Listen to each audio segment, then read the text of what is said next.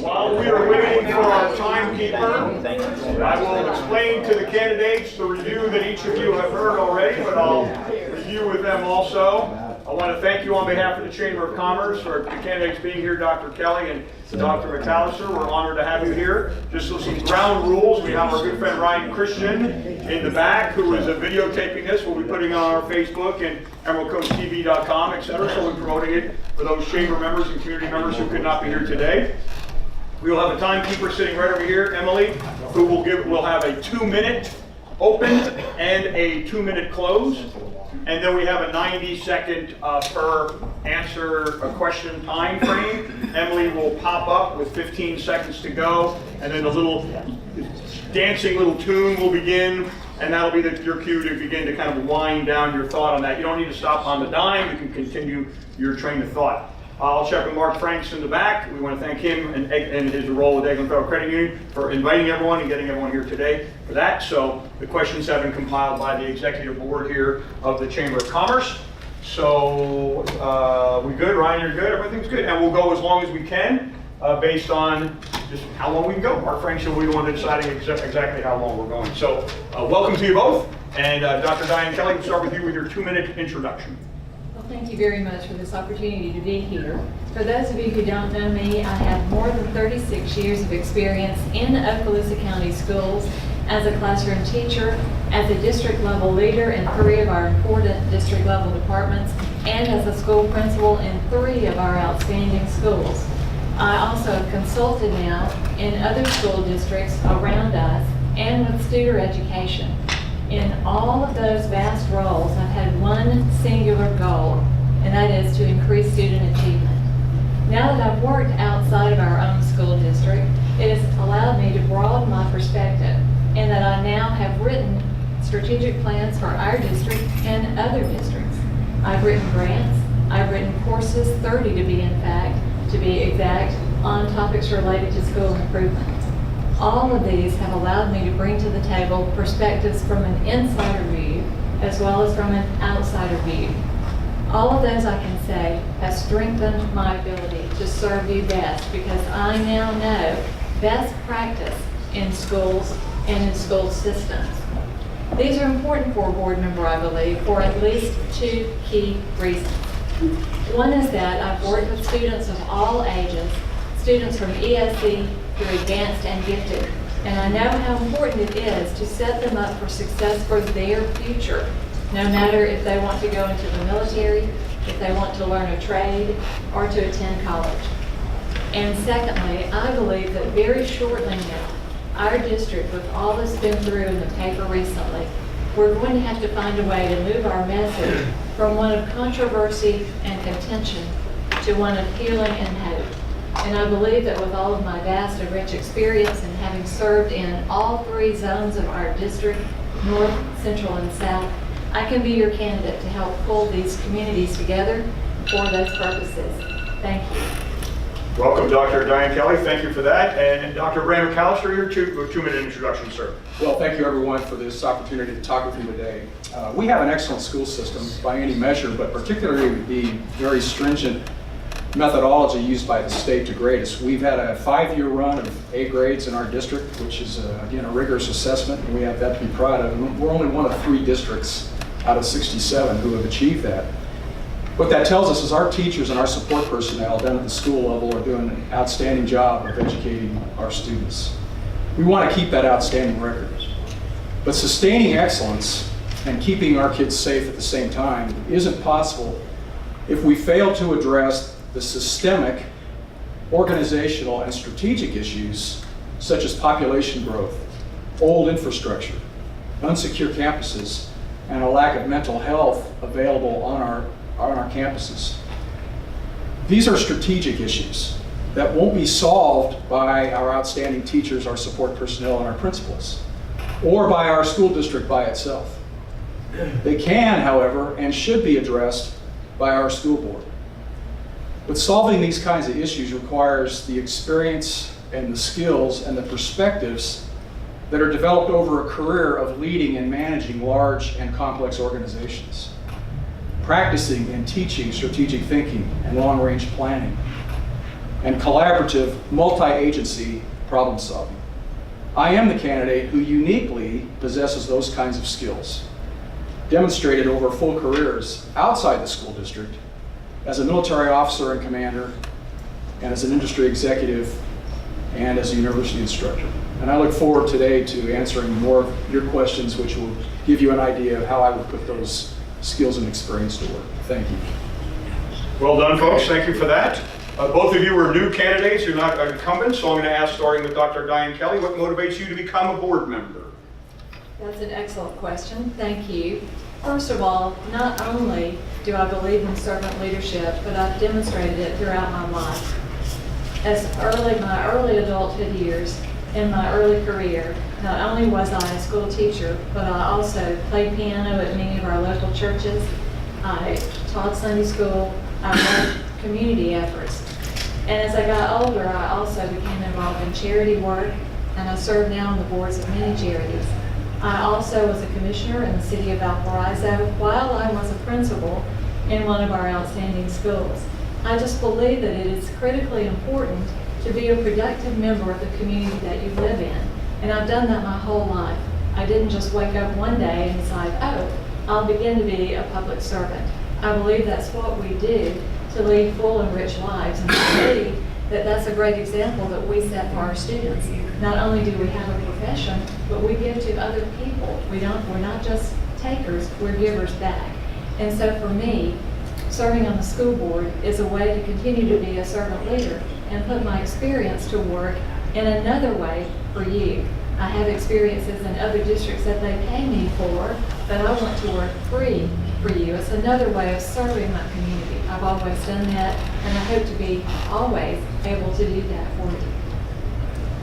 Thank you, Dr. Kelly. Dr. McAllister, same question. What motivates you to become a board member? As I kind of alluded to already, I had two outstanding careers. One in the military as a pilot in the Air Force, as well as a commander, and some out of cockpit jobs, managing big resources and leading people. And then chose a career outside the military when I chose to give my family some stability in industry. And in that time, partly as an engineer and a mathematician, but also a significant amount of that time in executive management, I picked up a lot of skills and experience. But as I wound down that second career, I thought carefully about what I would do for the rest of my life, which I think is, God still has some plans for me, and I still have some time on the earth. And I thought, where would I make the greatest contribution to the community and to the school district that's been so good to me and my family? And so when the opportunity came about to run for this position on your school board, I took it up because I thought, once again, the combination of my experiences, my skills, and my motivations told me that this was the best way for me to make that contribution to our community. We all know how valuable our school district is to our quality of life, and I chose that because I thought this is where I could make the most contribution, again, to the school district, which is so vitally important to us, and our community, and our quality of life, based on what my skill level is. So I chose that, and here we are in this campaign. Good, Dr. McAllister, thank you. Dr. Kelly, how would you describe the role of a school board member to an everyday citizen? That's an excellent question. As you may know, Florida state statutes really define the role of a school board member. So there are some things by statute that we must do. There are other things that we do because they're important to do as a liaison to the community. So I would say that in state statute, we really are in charge of approval votes on budget, on policy, and curriculum. And I might add that in that I'm uniquely qualified because one of my director roles, I was director of curriculum assessment and instruction in our district. We are also responsible for other things in the community. We are like figureheads, we're liaisons to the community with our school district. We do often charitable work with our schools. We deal with our community, we listen to their problems, we get feedback from our constituents, and we try to stay on pace with what our constituents expect from us. You put us in this position, and I know the importance of that because I served as a Valpy commissioner. I know what that's like to be responsible to the constituents that put you in that place. We're not serving, or at least I'm not serving out of a desire to fulfill my own self-fulfilling prophecy, but to serve others. So I think that is the way to best describe the role of the school board member. Thank you, Dr. Kelly. Dr. McAllister, same question to you, sir. How would you describe the role of school board member to an everyday citizen? Well, we begin by talking about the role of the school board, and by statute and by our local policy, of course, our school board is intended to be the people's representative into the management of their school system. Not the day-to-day operation of it, which of course is the duty of the superintendent and the district staff and our school principals, but the overall management of it. To pass policy or to approve policy that relate to budget and other matters that relate to the efficiency of our school system as well as the improvement of the school system.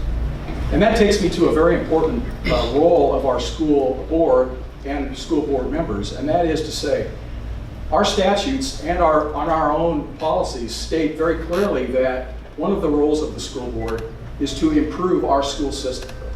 So it's not just that we approve policy that's been sent to us by the school district, but also to proactively work issues which could lead to an improvement in our school system.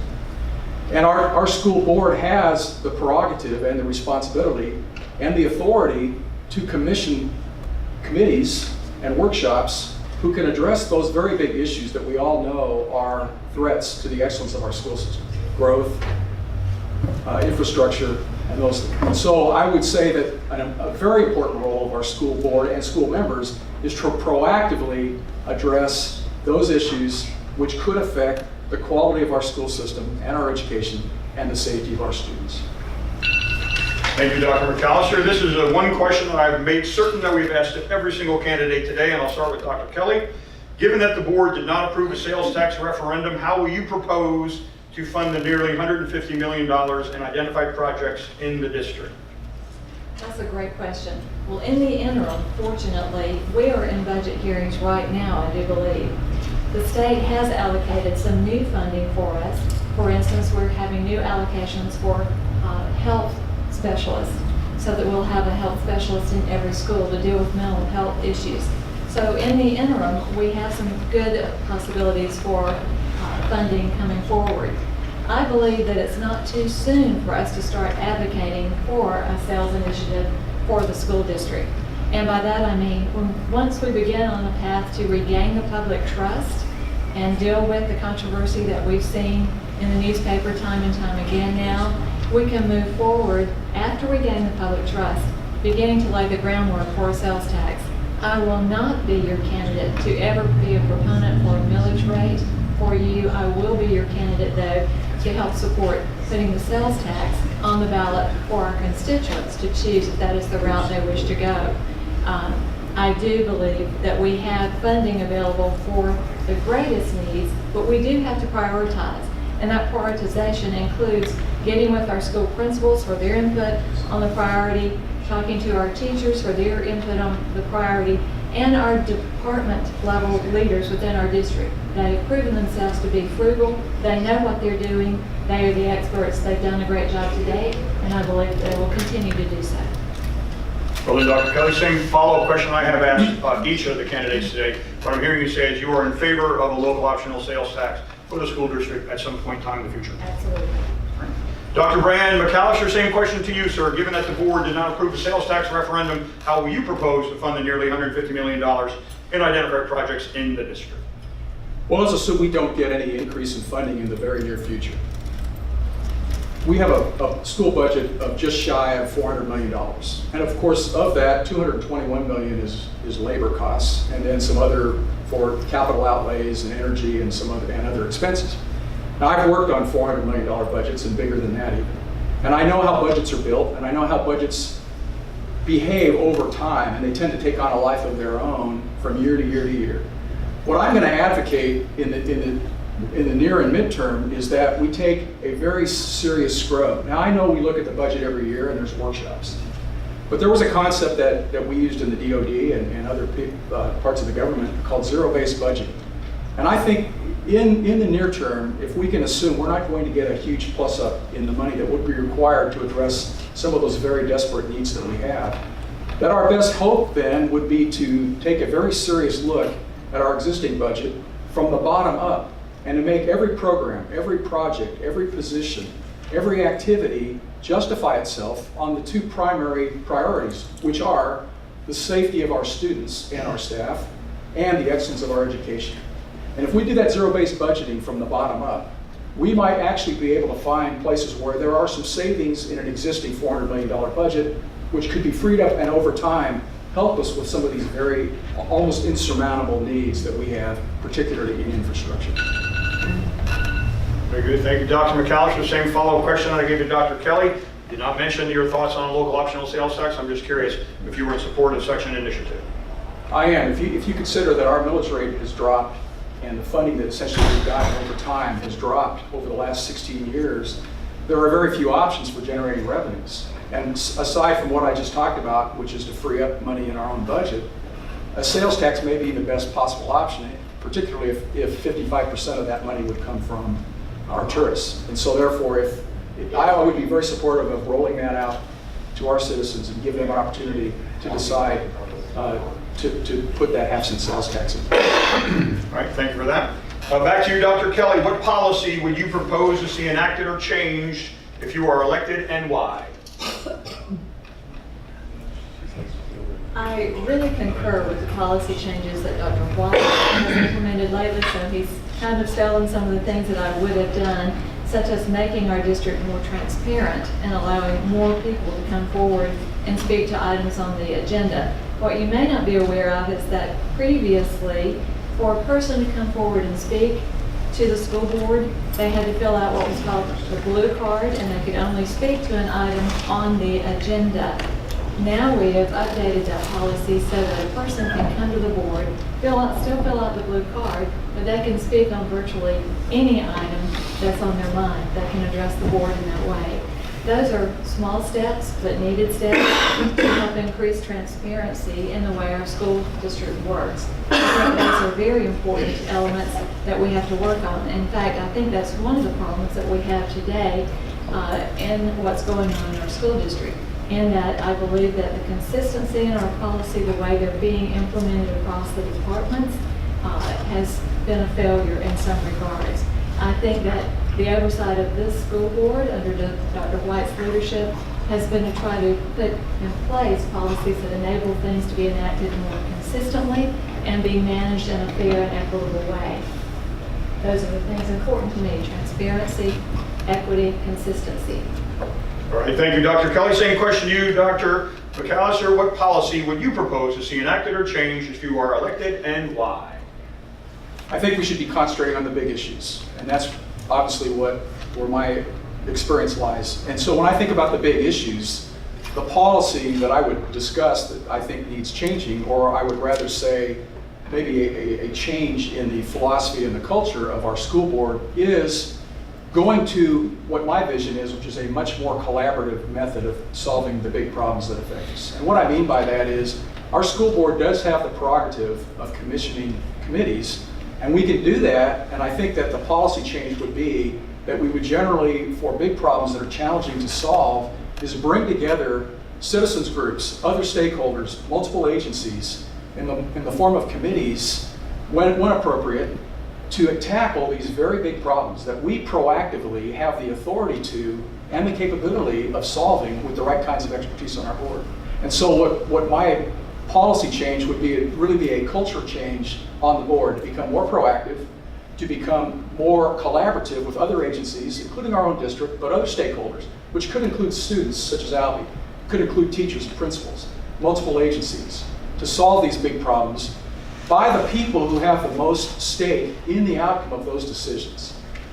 If we do that, I believe we have the capability of tackling these very challenging problems, and we can solve them with a long-term plan for solving them and a very collaborative problem-solving mechanism in place. That would be the policy or the culture change that I would recommend. Thank you, Dr. McAllister. Boy, it just flies by, doesn't it, time-wise? Wow. Mark Franks, do we have time for another question, or? Still a closing remark. Closing remark. All right, then.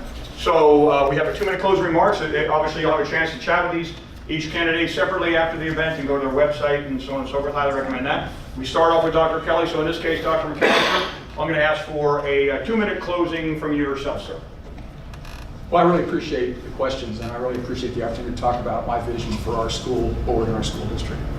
I seek to represent you on your school board to use my God-given talents and my experience to contribute, as I said, positively to our community and to the school district whose success is so vitally important to our quality of life, and to the future of our kids, which obviously is what we're most interested in. I certainly believe that I have the skills and experience as a strategic thinker, as a planner, and as a collaborative problem solver, demonstrated very graphically in my careers both as a military officer and in industry and as a university instructor. But I want to hit something very important that I think is important to me as a candidate, and I think that uniquely differentiates me, and that is my integrity. My integrity is unblemished. I first took an oath of office when I joined the Air Force at the Air Force Academy 47 years and about 7 days ago.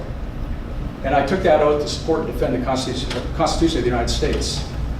And at the same time, all of us, including me, embraced an honor code which says we will not lie, cheat, or steal, nor tolerate among us anyone who does. I've lived that code ever since that day 47 years and 7 days ago.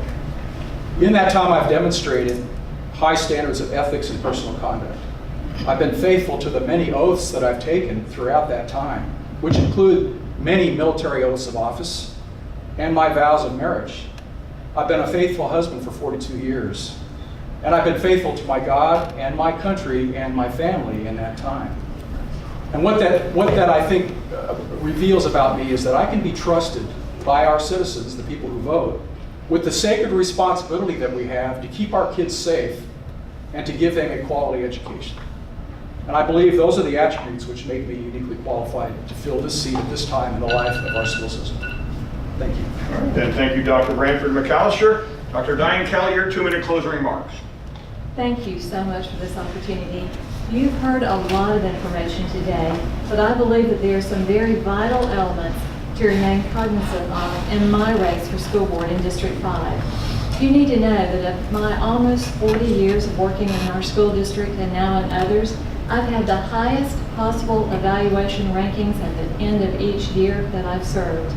I've held up a positive example for our students in all of our communities.